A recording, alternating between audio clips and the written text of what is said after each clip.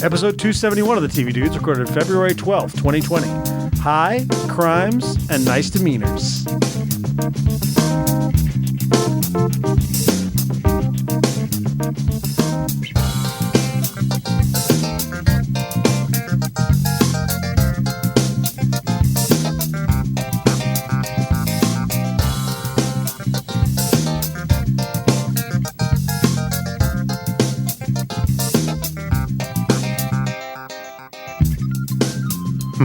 Nice demeanors.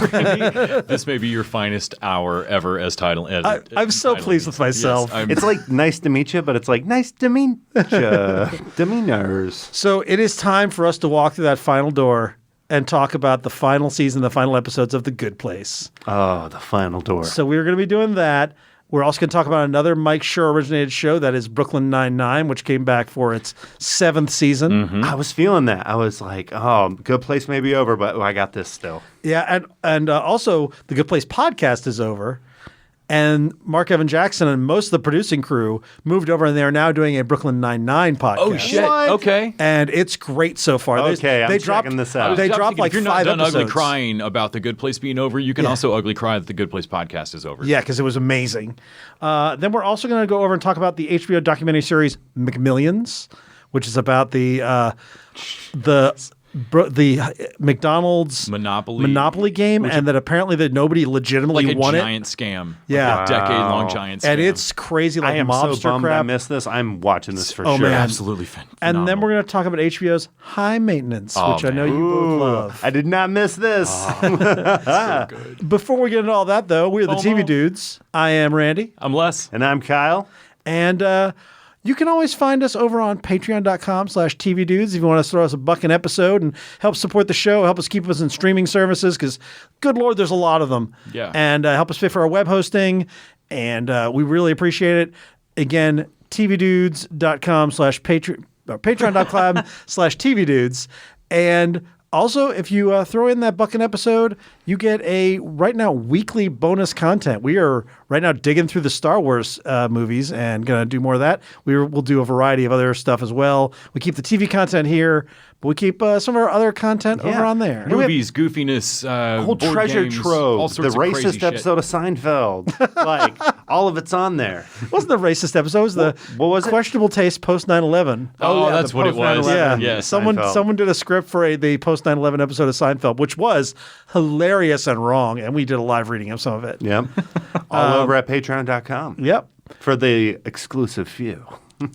All right, so let's just jump right in and talk about The Good Place. Oh, man. And before we get Man. into the specifics, I would like to take a little walk down memory lane and talk about Mortals! how much I've loved this show. Remember you. This show has been my favorite since it started.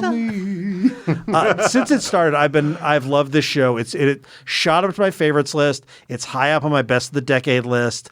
Almost immediately, just the sheer audacity of what they were swinging for in those Yeah. first few episodes. I was, sold by the end of that second episode. It is one of the all-time TV twists. That season 1 twist. Like, it is just one of those moments in television that will forever be there. And every episode, this felt like they were never scared to move it forward. Yeah, no, they just kept going. I think at first they were like, we're going to cancel. We might as well do everything in the first season. Yeah, there's never this plot point is so smart, we're so clever that we can never let it go. They always, every time it's like, this is the greatest idea anyone's ever had. I guess we better let it fly free. Yeah. You know, you say that they wrote as if they were going to be canceled. Yeah. I almost feel like they wrote as if they were like, if we don't try to end this, they will never cancel us. We have to write, like, this next episode, we have to completely change it, or they'll make us do 50 versions of that first season. What's interesting is Mike Schur would consulted with Damon Lindelof, who's done these puzzle box shows like Lost and The Leftovers, and these lofty endeavors.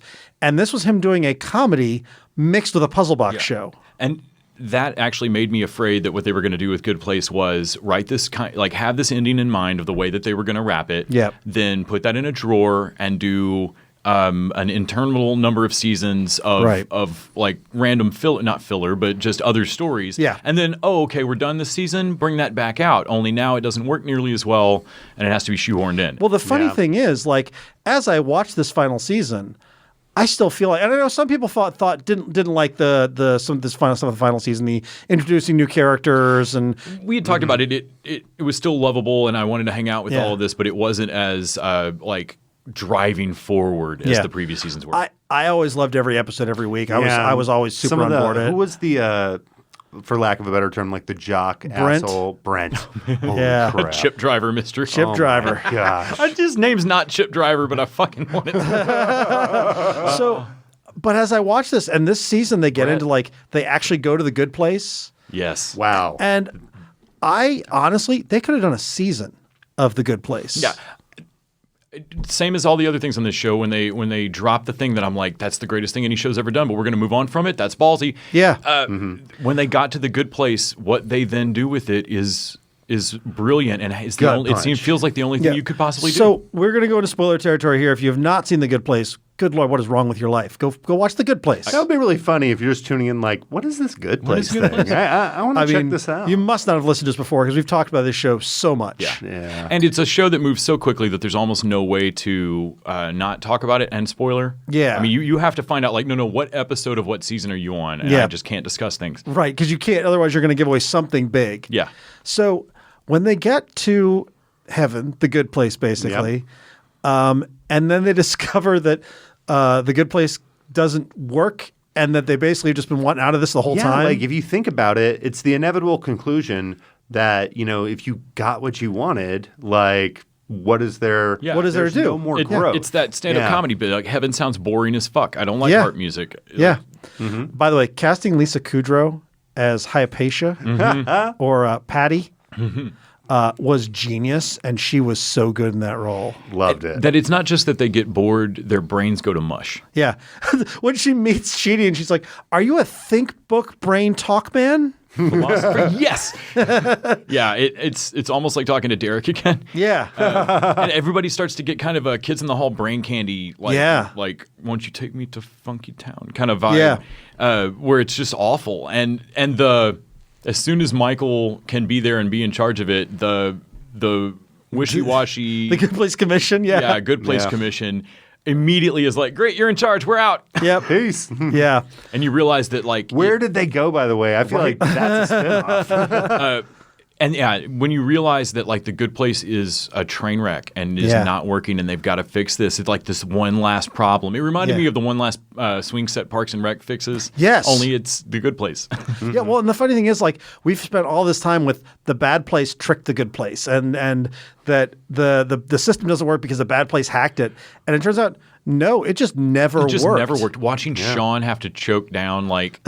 Oh, no, I do think it's a good idea. It's just my tone. I can't change it. I loved his the little thing, the little sign off that he and Michael get at the end where he's like, I will never accept this. Never, ever, ever, ever, ever. And he's like, I know you won't, buddy. There's that little nod between them. It was so good. So let's talk about what they actually did for their ending. Because I had wondered, like, how are they going to have everybody walk off into the white light or whatever? Sure. They gave this the best plot device, like, reason to do this kind of ending I can imagine, where you actually had real reason in the show for each character to sit down and say bye to each other. Yeah, well, it's amazing. They told us in the penultimate episode what was going to happen. Like they called their shot. I felt like the penultimate gave me more of a that like, obviously the finale, you know, tearjerker the whole time. As soon as you got to the end of the penultimate and you were like, yeah, this is the inevitable. So we're going to see them all. Yeah, you're like, we're just like, oh, we're going to see them all walk through that door. Like, that's clearly what they're setting us up for. Yeah. And I have a friend who posted about this, and I think he's not unreasonable to say. He's like, I didn't really like this because I don't know that I wanted to watch all my favorite characters commit suicide one by one. Which I feel like is kind of a Western take on it, and they definitely steered more to Eastern religion. It's sort of it's not that they're killing themselves; it's they have achieved enlightenment and they're done. I'm glad we didn't talk about not knowing what's past the door. Yeah, I am really glad we didn't get a whole season of the suicide door. Yes, yeah. But the way it plays out, the fact that Jason's the first to go, and that they keep giving the like 6.35 Jeremy Bearimy, yes, and so like an indefinite amount of time, but like a huge amount of time. Yeah. But yeah, Jason is kind of the first to go. And it makes a lot of sense. And I love that because he's played the perfect game of Madden, which if you listen to the podcast, they spend a lot of time figuring out what the stats are for the perfect game of Madden. It's amazing. That's amazing. Did you notice, like, I think the turnovers is 69. Yeah. It's a very junior high, like, oh God, I remember trying to play video games like that. They were like, it was either going to be 69 or 420, and 420 was too high, so we went 69. But then his bit with Janet where he talks to her and she's like, oh, dip. That was such a great line delivery and such a perfect, like, they've influenced each other. And he says something to her later of like, I love you, not a girl. Yeah. Like he doesn't call her a girl. He says, not a girl. Yeah. Yeah. And the way he goes out and the way he goes out is so good. One of the best jokes of the whole episode. Oh my God, yes. Yeah. When he comes back. Yep. And you find out like at the end of the episode that he lost something in the woods. He lost the necklace that he wanted to give to her, and he wanted the magic squirrel to eat it. Which is just literally like a one-off thing where he's like, I must have dropped it. Maybe a magic squirrel ate it. And then he decided that's what happened. Yes. Or could happen. Yes. And he stays there, and this is a very Parks and Rec thing where they sort of sped time a little bit toward the end, but watching little bits of him like just hanging out in the woods and her notion of like, well, you kind of became a monk. What's that? Such a good. Oh yeah, he basically becomes John Yu and doesn't it doesn't know what that is. Yeah. And then he's like, wait, what's that? And then his line is like, Chidi, wait up. Like Jason Mendoza was the heart of the show. Yeah. And even though he's a Molotov throwing, boat stealing maniac, he is such a lovable character. Yeah. And then there's the Chidi and Eleanor stuff, which was so rough because we could see it. And this is a great performance by William Jackson Harper. Like, you can see where he's at. Like, he's already in his head. He's like, I don't want to do this to her, but I'm done. And when she spots it and goes for help and is like, we're going to do this thing and I'm just going to convince him to stay. And they have to have the discussion about, whether or not and Chidi, of course, being Chidi, is like, well, I'll stay for you. Yeah. They had so many final parties in this show. Yeah. And it's interesting because, like the show begins with like, shrimp at the cocktail party, like that's where all the, action happens. But it's like, how many last goodbye parties can you go to? Like how many cocktail parties can you go to? And then it's almost like became the sad thing at the end, seeing the parties. Yeah. It's like, you can only do, 6 Jeremy Bearamys of parties like this. Right. Yeah.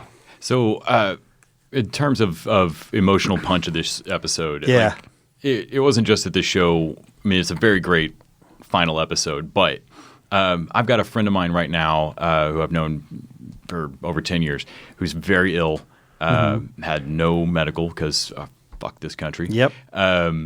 And sold everything he owned, took all his money, and is traveling Europe until the pain gets too great, and then we're just not going to hear about him anymore.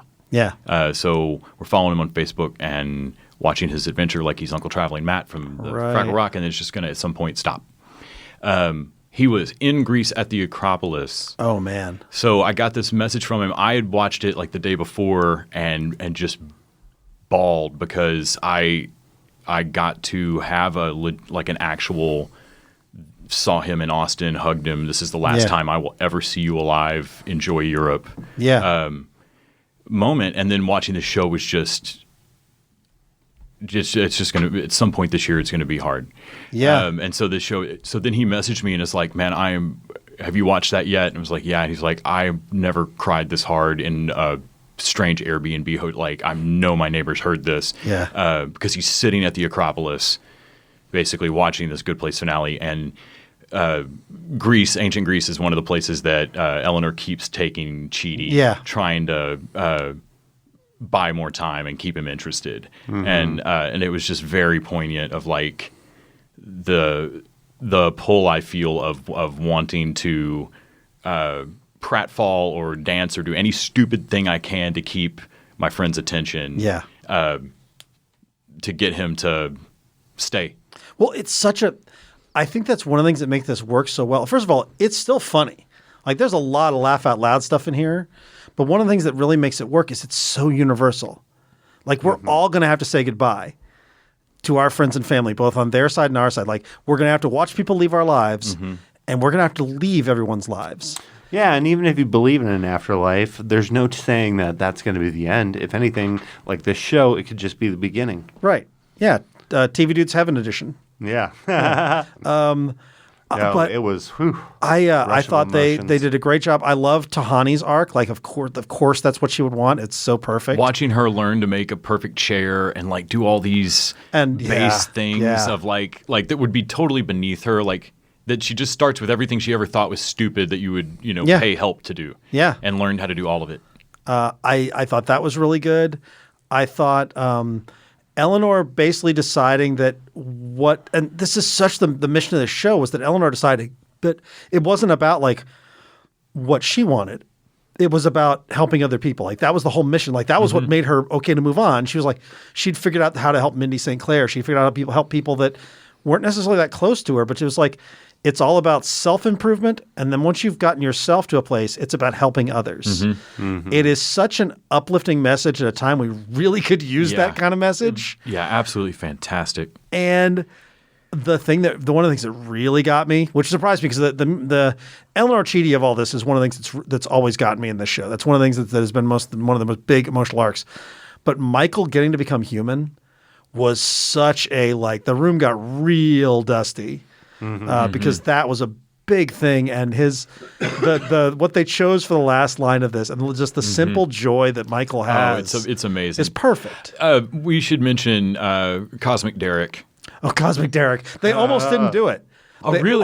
They talk about this in the podcast. Which, by the way, if you guys have not listened to the Good Place podcast, I've missed that one. It is a delight, and it is every bit as uplifting and as lovely and as funny as the show itself. I really needed the after thing. Yeah. Oh, yeah. I needed it. So listen to the Good Place podcast for sure, and especially the last couple episodes where they talked to Mike Schur over like a 2 hours. It's like 2 parts.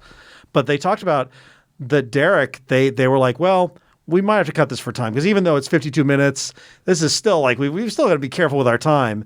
And David Niednagel, who's their guy who does all their special effects, was like, no. I've got you something. You'll want to see this. And then once they saw it, they're like, oh, God, we can't cut this. Yeah. It's so good. Yeah. And that even with him sitting there like Cosmic Derek, she still is like, oh, it's annoying. The button again. I'm like, oh, shit, he's just going to get more. The other thing that really got me, and we could go through all this stuff, but the other thing that really got me was Tahani's parents showing up.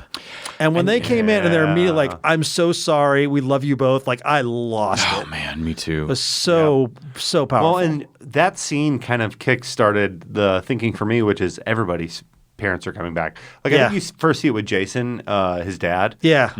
But you're like, like all their family members got to go through the same thing they did and got to become better people. Yep. And it is a shame. What an instant cathartic realization for a TV show to have. It's a shame we didn't actually get to see Eleanor's mom. I guess the actress was too busy to make it work in, but it would have been nice to have seen that come full circle as well. Did she have somebody from her life show up? They talked about it. Oh, okay. But I don't think they actually showed. Maybe that's what I'm thinking. Well, they had her, like her friend, one of the dress bitch people, I think, showed up. That's right, yeah. But the whole thing of like forgot about dress bitch. Having them all, having her and her friends and Chidi's friends, all these people in the afterlife. I'm an atheist and I don't believe in an afterlife. But this whole notion of heaven is hanging out with your friends and doing whatever you want for as long as you like. That is a version of heaven that I'm like, you know what? If that's what religion is promising me, I'd be a lot more intrigued by it. I'm going to take it one step further, or maybe even one step back. When I think about The Good Place, obviously it is a show about, they're talking about heaven. Sure. When they mean The Good Place. Yeah. But I think of The Good Place in terms of like, it could be that job, you thought you really wanted. It could be those friends that, seem so cool if you could only hang out with them, Yeah. It could be like a podcast or a band you get in or like a sports team or something like that. Like Good Place is that place that you're trying to get that you haven't gotten there yet. Right. And what the show tells you is that, often that's not the end goal. Like what we're working towards, that better thing, like that's not the end goal. Sometimes that's just the beginning. Right. Well, I think one of the things that I took away from this is realizing that, your good place can be like to enjoy the good stuff in your life. Like enjoy when you get to spend time with your friends. And that is your good place. If you don't believe in heaven, that's your good place, and make sure and sometimes notice that shit and take stock of it. And that's not a thing you get from a half-hour network comedy in general. This was a really special show, and I thought they landed it really, really well. Yeah. Makes me want to rewatch the entire thing. Yep. Constantly. I'm tearing up again.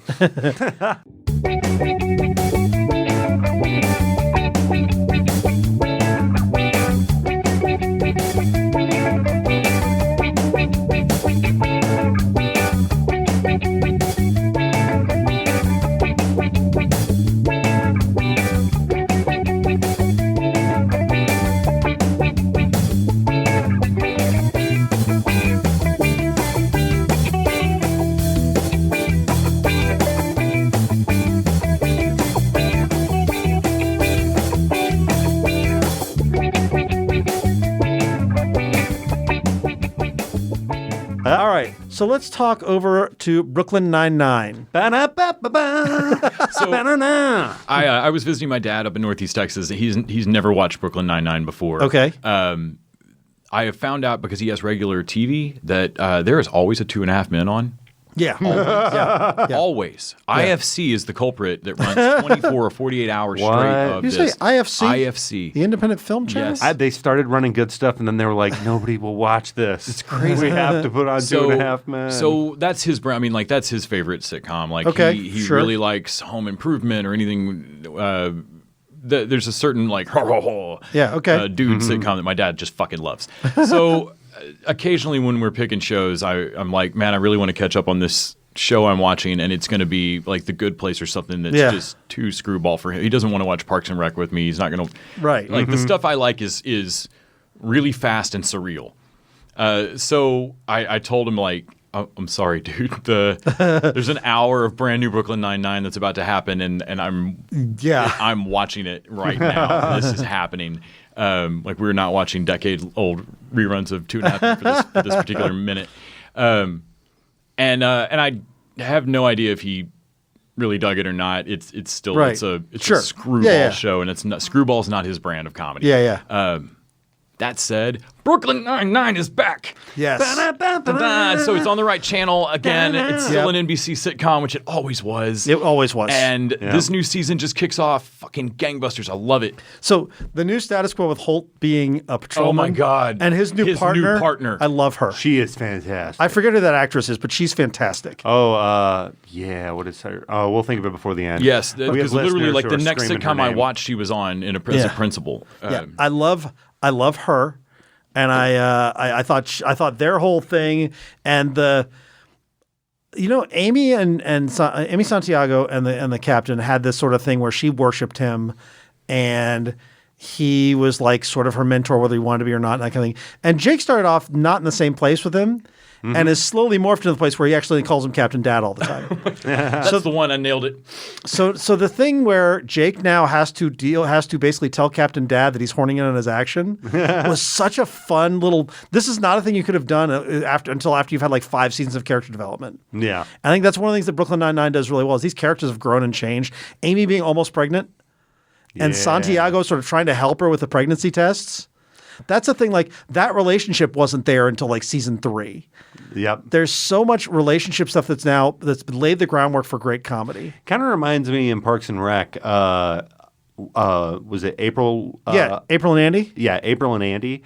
That didn't work the first 2 seasons. No. Like, you had to give it time. Yeah. And then even some of the stuff that, especially the April character, which was a little over the top. Yeah. Like, there's some of the things that she did later on where she's just being nice to people, where it's like it didn't have the same punch as it would have in season 1. Right. Because you got to see how far she went. Right. So Officer Debbie, yes, Holt's new partner, is played by Vanessa Bayer. Okay. She's also in Will and Grace. She's been in a bunch of stuff. Trainwreck. She's been on SNL. Okay, that makes sense. Yeah. I liked all the runners. I love Terry's. I love Terry Crews playing anything. By the way.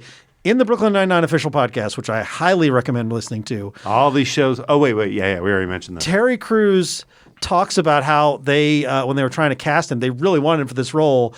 And like, he had a lot of options at that point. And they came to him at some point. They're like, hey, just so you know, we named the character Terry.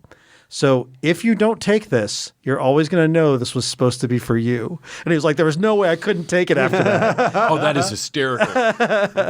And what he brings to the show, Did they always intend him, I wonder, to talk in third person? I don't know. It's spectacular. But Terry's whole thing about, are you talking about me? It's just like with my girls, like that whole thing was gaslighting me. That was a hilarious runner. Yeah. I'm trying to remember what was Boyle's thing in this. He was just backing up Jake as the boy hunter. Oh, no. He had the jacket. Oh, he had no, that's the second one. Oh, that's the second episode. Okay, Boy Hunter. Dan Hunter and Boy Hunter. I'm the Boy Hunter. And he kind of solves the case. Yeah, sure. End. What are they? The hot dog? The Wiener. Oh, yeah. Scully and Wiener Hunters. Yes, the Wiener Hunters. No, the Wiener. The Wiener Boys, something like that. Yeah, they were like Wiener detectives. Yeah. That whole bit of they're like, well, there's no hot dogs on the cart. They're weird. That they have an innate knowledge of where every single food cart is. Vegan hot dog. Get that out of here. God, I want to get the other name. It's Scully. It's not Mulder. It's, Hitchcock. Hitchcock and Scully. Those guys are. In the podcast, they're talking about those guys are snipers. Like they come in, they drop a perfect joke, and they drop out. And that was what they did this one too. They made them full. Was it last season or 2 seasons ago? It was last season. I think they made them full cast members because they were always part of the. I mean, they had to be part of the episode. Yeah. Also, I gotta say, I don't miss Gina. I feel like Gina Linetti was always the comeback episode didn't work for me nearly as well. Like I'm good with Debbie as the new Gina is great. Oh yeah, I like her a lot. So that was episode Debbie, 1. Is that the Vanessa Bayer character? Yeah. Oh, so she's going to be a regular? I don't know, but she's definitely on for a little while. She's too good a comedian. She's not a total rando. Like as soon as she showed up, I knew Debbie would be in the whole episode. But then she was in the second episode as well, wasn't she? Yeah, she was. So I'm hoping that they keep her around. I also feel like that first episode established some really good bits where it's like at one point she's like, best birthday ever. And it's like, this is your birthday? Yeah. That was really good. And she was dropping some other exposition. I forget the other bit. She's super excited about cones. Cone duty. She just wants to have this boring life, but apparently like exciting stuff could be happening to her all the time. All the time. And she's just chipper about it all. Yeah. And then the second episode, which by the way, thank you, NBC, for dropping 2 episodes at once. Because I needed a second one. Man, I knew they were both there, but I only had 30 minutes. I actually watched it right before I came here. So it's Nicole Bilderback plays Captain Kim. She was on Good Girls. She's on Bring It On. The movie Bring It On. Oh, nice. So she is playing this new, like the first Asian American captain in the NYPD. And they are sure. They're sure she's a Wunsch plant. That Wunsch has planted her. And we don't know because they've done that kind of thing before. So they have this big dinner party thing, which calls back to the first time they met Kevin and that dinner party episode, which was a great episode. And all of them basically misbehaving at a dinner party, which is never not funny. Yeah. And I loved I love them just basically they ruined everything for themselves. Yes, well, and this dinner party is spectacular that the new captain has got something at the party for everyone. For everyone, yeah. And it's perfect. Yeah. Like, God, when Jake pawns Amy off on this woman that has invented a new type of binder. Well, I guess if you want to say that the car is a new type of horse. I thought this was a great second episode, and Charles's runner with the magic jacket. Oh my God, it's so good because he's just suddenly the fucking man. Yeah, and Jake is like, I hate this new dynamic. Yes, everything out of Charles's mouth is perfect. And then of course the selfless act of him giving up the jacket. Yep. I love when Holt is in on things. Like when Holt pulls the Halloween heist with them, it's always great. So Holt's being like trying to be above it all, but definitely doesn't trust this new captain, and basically giving his tacit approval for all their shenanigans is so funny to me. Yeah, because Andre Braugher he's an amazing dramatic actor. We did not know what comedic chops he had until he came into this show. So watching. It could have really derailed the episode, but I actually enjoyed watching Jake struggle with being a leader and actually having to be over the captain. Yeah. Yeah. And that really could have been poignant and also killed this episode. Yeah, for sure. And it didn't. Because they've spent so much time really making me feel for how shitty Jake's father issues are. Yes. And how much he loves the captain in that stupid Andy Samberg way. Yep. That it really worked for me. You know, I've had a lot of people who have not watched this show who say, I just don't like Andy Samberg. That's why I held off on it until like 2 years ago. And I understand that because I had the same thought of like, well, he's a kind of clown. I don't think him. But And if he you is only perfect in here. If you only go back and watch the first, like the pilot and the second, Yeah. if you only go watch the first couple of episodes, you can fool yourself into thinking that this is an Andy Samberg vehicle that I'm not going to enjoy, and that the rest of this cast is going to fade back. Yeah. They don't. No. Andy Samberg is that like class clown that you never meet, you just see, and you're kind of like, what's his deal? But all you need is that one sincere moment with him where you're like, oh no, he's actually really a good dude. Yeah. And then all those shenanigans have a different light, and now they're all hilarious, and he's like the funniest person. But in the same way, I mean, I get it. If you hate Amy Poehler and want to throw things through the TV when you see her, then Parks and Rec is not going to work for you. That's true, yeah. But you don't have to go into Parks and Rec for Leslie Knope. The rest of that show is also working, and Leslie could be the mute center and still be fine. And that's, I mean, I love Jake as a character, but it's the rest of the place working around him that's making it happen. I think is the thing that I could sell this show. I can be like, oh, well, if you don't like Andy Samberg, you're gonna love the rest of the ensemble. But the secret thing that I would say under my breath is, and you're gonna come. You're to gonna love fall in Andy love. Samberg. I would have sworn I would never fall in love with Andy Samberg, and I love that. But he's great in this. Yep. Yeah.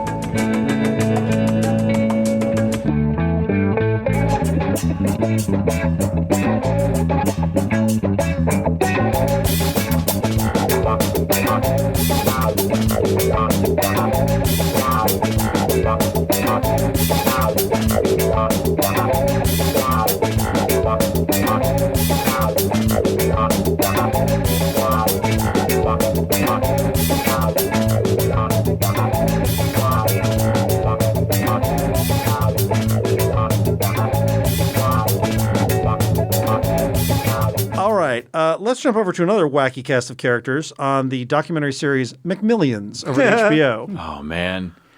So this is the new Morgan Spurlock documentary? Yes. So here's the deal.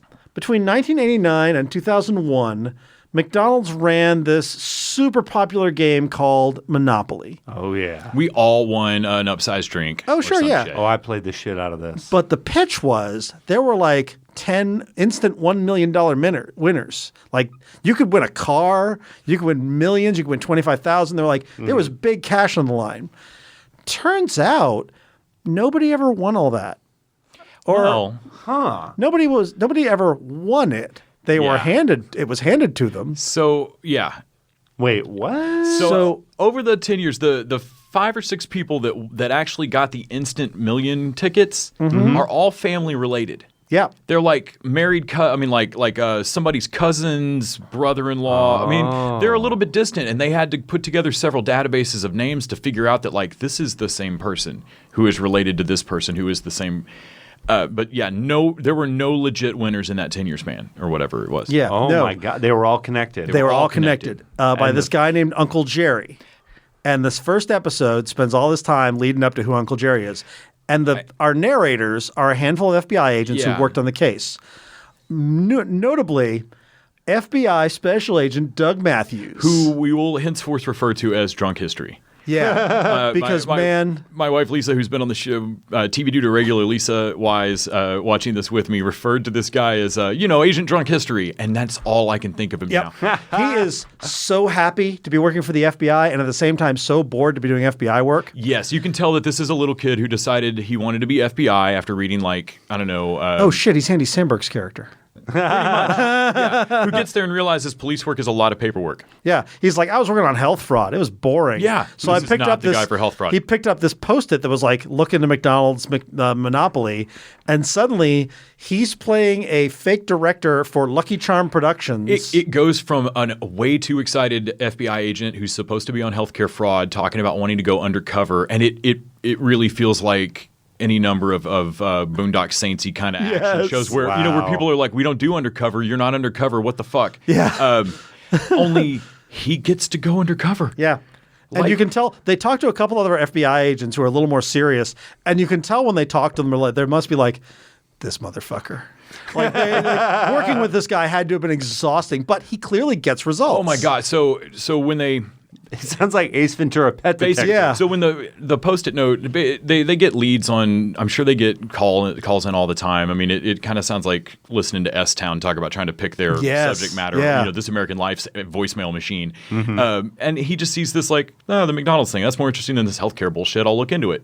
And so when he starts looking into it, they realize, holy crap, there's definitely fraud happening here. But this is where I understood how this wasn't going to just be an hour-long documentary or an hour-and-a-half-long movie, how this is going to be a series. Yeah. Because you realize very quickly that the FBI doesn't know where in the process the fraud is happening. There are people that print those little things to go on the cups and the fries and shit, right? They look into the printing press. So could they be scamming it? Yeah. Yes. There's like a dozen or more points on the chain where you could easily scam this thing, and they don't know if it's McDonald's in on it, right, or the printer fucking McDonald's. And the one thing that you learn very quickly, this is early on in the process, they're like, McDonald's makes food.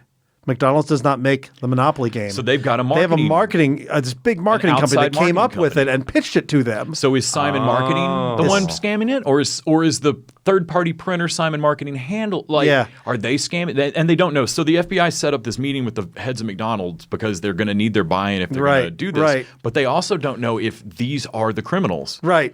And it's a really beautiful, so we're walking in this meeting trying to get info but also not show our hands. Yeah. And Agent Drunk History wears a solid gold suit. A French fry suit, basically. Like he looks like a standing French fry. Yep. And he's like, well, I had a white dress shirt on. I figured it'd be fine. Yeah. And oh, man. With the other agents, he's like, you could see these guys when they cut to their little confessional interviews and they're like, I'm sitting in the room and I turn around and I'm like, mother.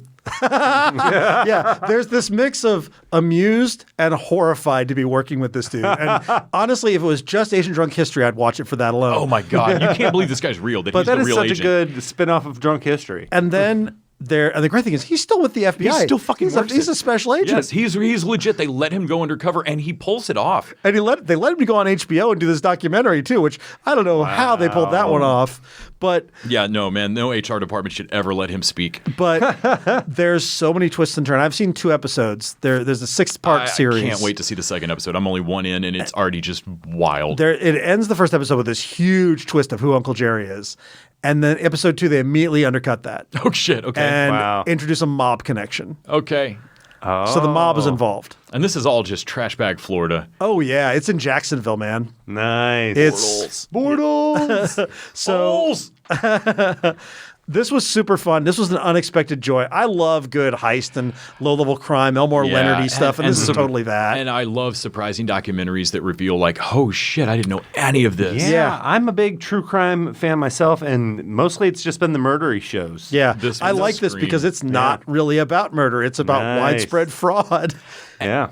Yeah, and it's just absolutely wild. I mean, they keep cutting to several people who are like, no, if you told me the story, I would say that can't possibly be real, but also all of that is true. There's a guy they talked to in the second episode who's like, well, what I would say is don't believe it, but it's true.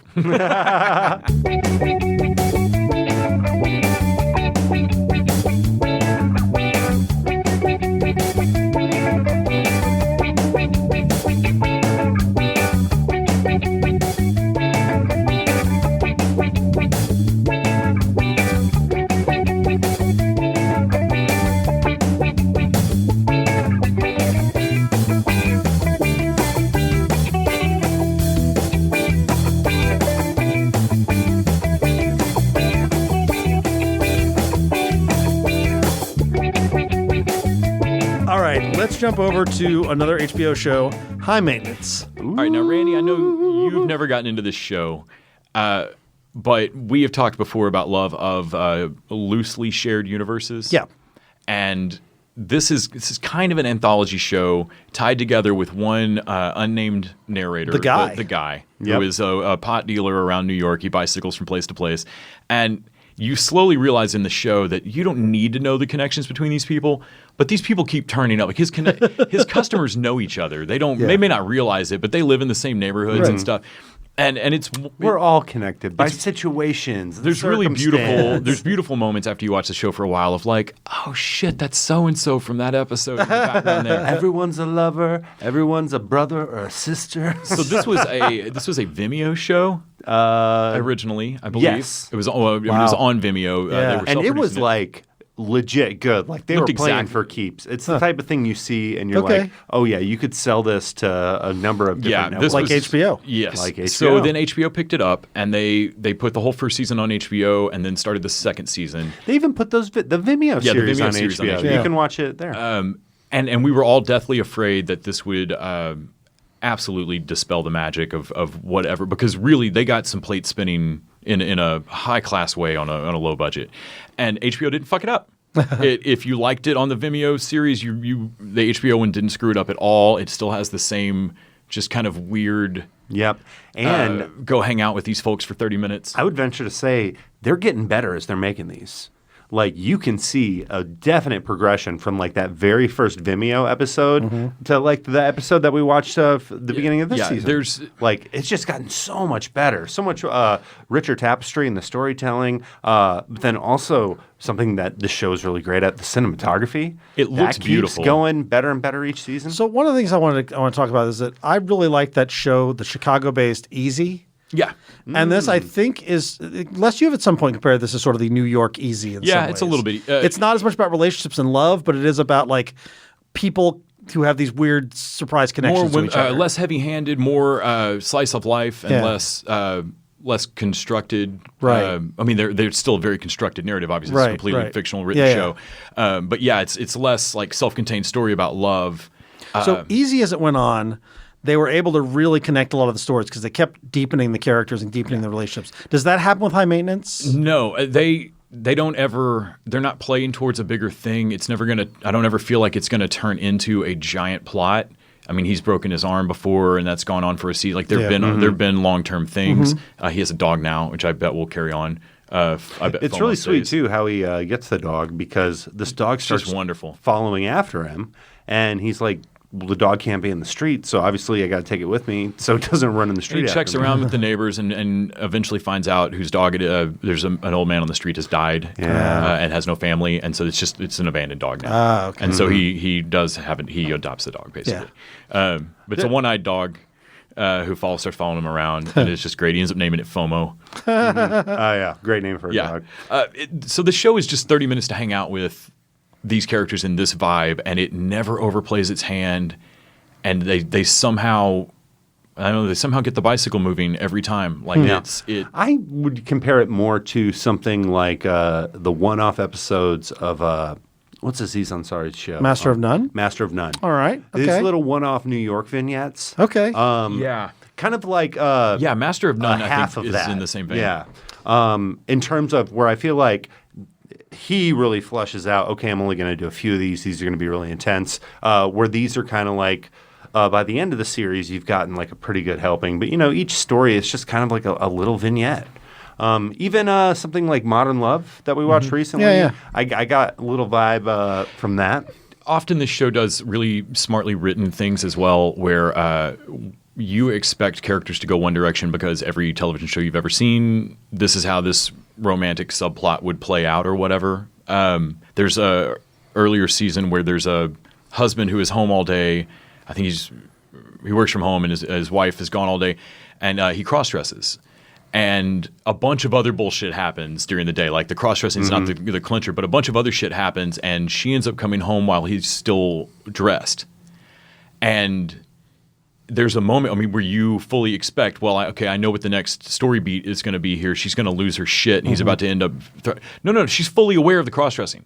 Like, she's mad about that he didn't take care of something or show up on something. Like, she's mad about a relationship thing, but the cross-dressing, she's like, that looks really good on you. Like, it is a total... Yeah. And there's a lot of moments like that where you realize, oh, I can trust this show to show me a realer life, or a realer part of these people's lives than the baby food, dumbed down soap opera plot that you think I can handle. Interesting. Yeah. Okay. Going to get into spoiler territory. If you haven't seen this and you're going to check out this new season, I highly suggest just pop it off for a second. But the end of this episode, I felt like came together so beautifully, where this is Ira Glass guest stars. And what looked like they could have been writers from This American Life. No, I'm pretty sure that is actually the writer's room of This American Life. So the whole episode takes kind of it's brutal. revolves around the writer's room and this one writer who is trying to get a story fit into this episode all about recycling culture. And she's thinking about like recycling relationships. Yeah, her parents got divorced and remarried. Okay, all right. Yeah, so she has this great story with her parents, but it doesn't really go anywhere, and you see that frustration. So she's trying to turn it into something else. Meanwhile, she's got her boyfriend in town visiting, and I think it's his birthday. Or no, it's their anniversary. It's their anniversary, yeah. And she's kind of like been caught off guard by it. But she's trying to make the story happen, and she's just totally neglecting the boyfriend. It turns into a big fight that she captures on tape. She pulls out her Zoom like H2 or something like that, and then this microphone, and he's like, "Are you fucking serious?" Yeah. And she catches the whole thing on, Yeah. So by the end of the episode, she's like, okay, I've had this big traumatic thing happen to me. Maybe I'll salvage it into the story. And they're just like, you don't really have anything here. Like, this really sucks. Watching the whole writer's room listen to that tape, and then Ira Glass, all of them are like, so awkward. And it's just notes. Ira Glass is like, that's a really great moment that you captured on tape. It's exceptional, but it doesn't quite click as the story. And then in the meantime, you've got this whole other thread. The whole through this whole season, this fucking singing telegram Basically guy. Titus from Kimmy Schmidt. Okay, running around doing these really flamboyant singing telegrams. Each one is so funny. Where he's like, and they're "Don't about film anything." me. They're about like he'll make up a song about anything. Like if I had dumped you, he would go to your house and sing a song specifically about you and how we broke up. Yeah, you like to wear that flash shirt, but then you were off in a flash because we're broken up now. Yeah, exactly, that kind of shit. Yeah, and his whole story dovetails beautifully into it all. Yeah, and the end of the episode, the boyfriend wants to make up with his girlfriend at This American Life by sending him this telegram. And telegram's the moment, and it's like, then there's like this moment, I'm getting goosebumps thinking about it, where Ira Glass is like, oh, duh.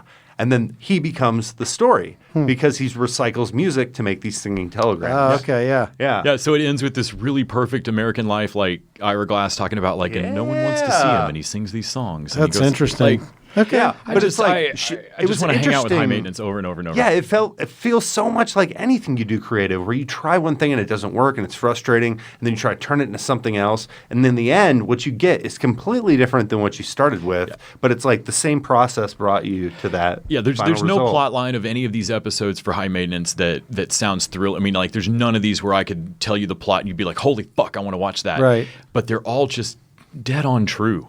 They all hit this kind of small moment of like, oh, that's beautiful. You guys have me wanting to watch this. This sounds more intriguing, and I didn't plug into it immediately, but now I'm curious to go and check it out. If I can find time amongst all the 800 Netflix shows that are going to drop in the next week. God, what's the one where the guy puts the crystal up his dick? Oh yeah. Oh, that would be a good first one to do. The like Uberman super sleep cycle. Oh my God, yeah. Freaking crazy. Yeah. There's this one where this guy is just like striving for human perfection. He's doing all the like crazy diet, gonna sleep 15 minutes every 6 hours. Yeah. He's got all these different but it escalates. Spin class. Yeah. Once crystals get involved, oh my fucking God, once you start shoving crystals places that you can't pull, you can't take that out. That's there for life. All right. Well, thank you all for joining us for this bit of a potpourri episode. Oh, yeah. Thank you, Kyle. Thank you, Les. Well, thank you, Randy. And you can find us over at thetvdudes.com if you want to check out our website, or patreon.com/tvdudes. And until next week, keep it sleazy. The TV Dudes is an independently run podcast out of Austin, Texas. We are exclusively listener supported. If you'd like to help us out, go to patreon.com/tvdudes. You can also find us on Facebook, Twitter, and Instagram at TV Dudes. All the music for our show is done by our friend and original TV Dude, Gregory J. Amani Smith. To find out more about us, go to thetvdudes.com. I'm Randy Lander. I'm Les Weiler. And I'm Kyle Scott. Thanks for listening.